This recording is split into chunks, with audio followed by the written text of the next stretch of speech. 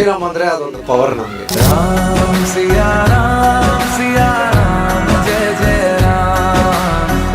ಸುಮಾರು 33 ವರ್ಷಗಳಿಂದ ರಾಮನವಮಿ ಆಚರಣೆ ಮಾಡ್ತಾ ಇದ್ದೀವಿ. ಅಲ್ಲಿ ದೇವಸ್ಥಾನದಲ್ಲೂ ಕೂಡ ಮಾಡ್ತೀವಿ, ಅಶ್ವತ್ಥ ಕಟ್ಟೆ ಹತ್ರ ಕೂಡ ಮಾಡ್ತೀವಿ.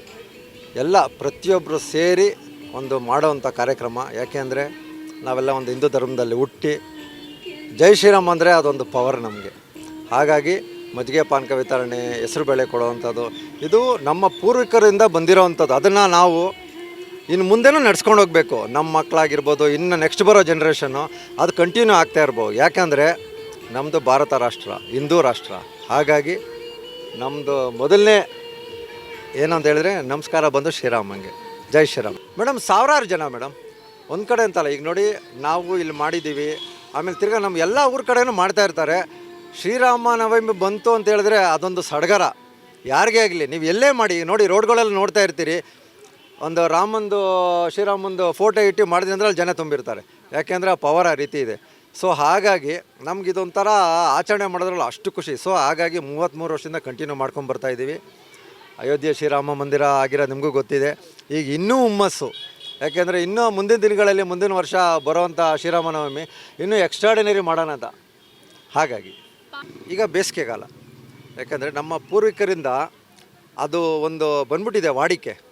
ಶ್ರೀರಾಮ ವನವಾಸ ಇರಬೇಕಾದ್ರೆ, ಬೇಸಿಗೆಯಲ್ಲಿ ಇರಬೇಕಾದ್ರೆ ರಾಮರಸ ಗೊತ್ತಲ್ಲ, ರಾಮರಸ ಎಲ್ಲ ಮಾಡಿದ್ರು. ಯಾಕಂದರೆ ಇವಾಗೆಲ್ಲ ರಾಮರಸ ಎಲ್ಲ ಮಾಡೋದಿಲ್ಲ, ಅದನ್ನೇ ಪಾನಕವಾಗಿ ಬದಲಾವಣೆ ಆಗಿದೆ. ಮಜ್ಜಿಗೆ ತಣ್ಣಗಿರಬೇಕು, ಯಾಕೆಂದರೆ ಸಿಕ್ಕಾಪಟ್ಟೆ ಬೇಸಿಗೆ ಅಲ್ವಾ. ಸೊ ಪ್ರತಿಯೊಬ್ಬ ಮನುಷ್ಯರು ಸ್ವಲ್ಪ ಅವರು ಕೆಲಸದ ಜಂಜಾಟದಲ್ಲಿ ಇರ್ತಾರೆ, ಬೇಸಿಗೆ ಹೊರಗಡೆ ಹೋಗ್ತಿರ್ತಾರೆ. ಈ ರೀತಿ ಒಂದು ತಂಪಾದ ವಾತಾವರಣ ಕ್ರಿಯೇಟ್ ಆಗುತ್ತೆ ಮಜ್ಜಿಗೆ ಪಾನಕದಿಂದ. ಅದೊಂದು ವಿಶೇಷತೆ. ಮದುವೆ ಆಗಿ 22 ವರ್ಷ ಆಗಿದೆ. 22 ವರ್ಷದಿಂದನೂ ನಾನು ನೋಡ್ತಾ ಇದ್ದೀನಿ. ಬಟ್ ನಾವು ಮೊದಲೆಲ್ಲ ನಾವು ಬೇರೆ ಕಡೆ ಹೋಗಿ ಪ್ರಸಾದ ತೊಗೊಳ್ಳೋ ಅಂಥ ಒಂದು ಇದಿತ್ತು. ಬಟ್ ಇವ್ರನ್ನ ಮದುವೆ ಆದ ನಂತರ ನಾವೇ ಈಗ ಹಂಚೋ ಹಾಗಾಗಿದೆ. ಆ್ಯಂಡ್ ಎಲ್ಲರಿಗೂ ಮೊದಲನೇದಾಗಿ ಶ್ರೀರಾಮನವಮಿಯ ಶುಭಾಶಯಗಳು. ಎಲ್ಲರಿಗೂ ದೇವರು ಆಯುಷ್ಯ ಆರೋಗ್ಯ ಭಾಗ್ಯ ಕೊಟ್ಟು ಕಾಪಾಡಲಿ.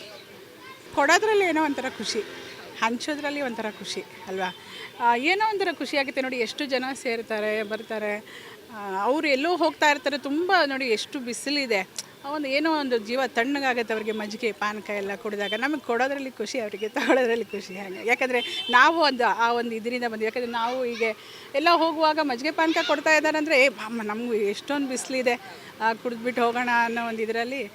ಹಾಗಾಗಿ ಈಗ ನಾವು ಆ ಒಂದು ಎಷ್ಟೋ ಜನ ಹೋಗ್ತಾ ಇರ್ತಾರಲ್ವ, ನಾವು ಒಂದು ಸ್ವಲ್ಪ ನಮ್ಮ ಕಡೆಯಿಂದ ಒಂಥರ ಹೋಗೋ ಬರೋ ಜನಗಳಿಗೆ ಕೊಟ್ಟರೆ ಅವ್ರಿಗೂ ಖುಷಿ ಆಗ್ತದೆ ಅನ್ನೋ ಒಂದು ಹಂಸ ರವಿಕುಮಾರ್ ಅಂತ. ಇನ್ನೊಂದು ವಿಷಯ ಹೇಳ್ಬೋದಾ ನಿಮಗೆ? ನಾನೊಬ್ಬ ಪರಿಸರ ಪ್ರಾಣಿ ಪಕ್ಷಿ ಸಂರಕ್ಷಕ, ಸಮಾಜ ಸೇವಕ. ಸುಮಾರು ಒಂದು 30,000ಕ್ಕಿಂತ ಹೆಚ್ಚು ಎಲ್ಲ ಬಗೆಯ ಹಾವುಗಳನ್ನ ಫ್ರೀಯಾಗಿ ರಕ್ಷಣೆ ಮಾಡ್ತಾ ಬರ್ತಿದ್ದೀನಿ. ಯಾವುದೇ ರೀತಿ ₹1 ಯಾರ ಹತ್ರ ತಗೊಳ್ಳೋದಿಲ್ಲ.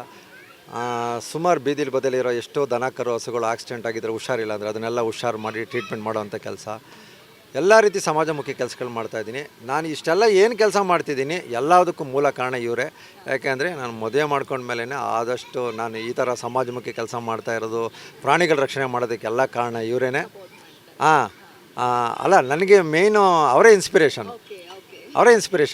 ಸೊ ನಾನು ಕೆಲಸ ಮಾಡ್ತಿದ್ದೀನಿ, ಅಷ್ಟೇ ಸಪೋರ್ಟ್ ಮಾಡ್ತಾರೆ. ಏನೋ ಭಗವಂತನ ದಯೆಯಿಂದ ಎಲ್ಲ ಚೆನ್ನಾಗಿ ನಡ್ಕೊಂಡು ಹೋಗ್ತಿದೆ.